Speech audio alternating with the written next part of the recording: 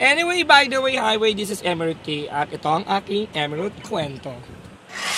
So, andito na nga ako sa Balanga Elementary School upang bisitahin ang Bataan World War II Museum. Dahil super fascinated ako sa history at mga lumang bagay, nag-decide akong pumunta sa museyong ito. Andito ako ngayon sa Balanga Elementary School. Nasa spot ako kung saan pinag-usapan ng pagsuko nila Major General Edward P. King Jr. kay Japanese Colonel Motoon Nakayama noong April 9, 1942. At nadaanan namin ang punong ito na saksi sa lahat ng pangyayari noong panahon ng giyera. Hi! Andito ko ngayon sa Bataan World War II Museum kung saan ma-appreciate natin at alamin natin ang mga nakaraan tungkol sa Bataan noong panahon ng Hapon.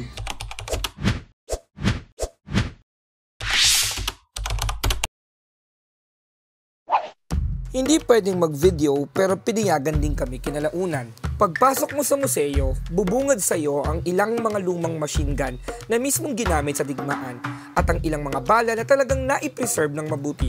Hindi kalakihan ng museyong ito, ngunit malawak ang pwede nitong ikwento.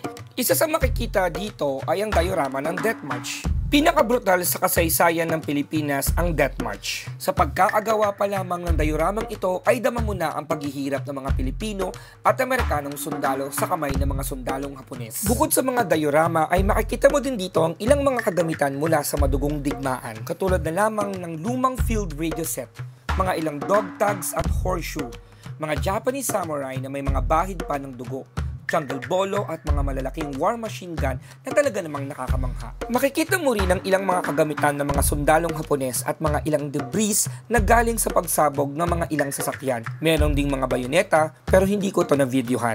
Punta naman tayo sa second floor. Dito makikita ang ilang mga larawan ng mga kabayanihan ng mga Pilipino at Amerikanong sundalo. Kung susiriin ang ilang mga litrato, bakas dito ang napakahirap at napakadugong labanan noong World War II. Halos sa damay ang mga sanggol at kababaihan sa digmaang mag-iiwan ng pilat sa ating kasaysayan. Nakita ko din dito ang dating picture ng Letran College na talaga namang karimari-mari mang itsura noong mga panahong iyon. Sa kabilang banda, nakakamanghang makita ang mga lumang dyaryo na sa panahong ito ay wala ka nang mahahanap. Tila binabalik ako nito sa nakaraan. Authentic. Sa kaliwang bahagi ay makikita mo ang isang column na putol ang title ng balita. Ngunit ang binasa ko ito ay hindi ko nagustuhan ang laman. Marami pang makalumang bagay dito katulad na lamang ng lumang litrato ng ilang mga Amerikano. May mga ilan ding tarpaulin dito na nagtuturo ng ilang mga impormasyon sa naganap na digmaan at ilang mga mahalagang araw at lugar. At sa kabilang kwarto naman ay makikita mo ang silid para kay Mrs. Luz Banzon Magsaysay. Ang kwartong ito ay nakalaan para sa kanyang alaala at pamana.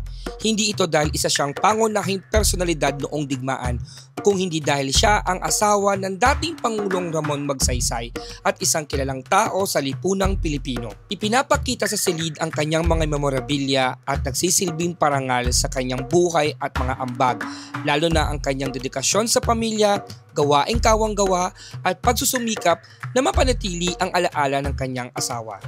Marami pa ang pwedeng makita sa silid na ito, mga bakas na nagdaang bangungot ng nakaraan, mga larawan ng pagpapahirap at pakikipaglaban para sa kasarinlan ng ating bayan.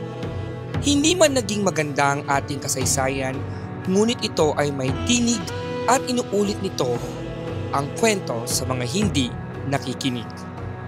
And this is Emerald K. See you on my next Emerald Kwento.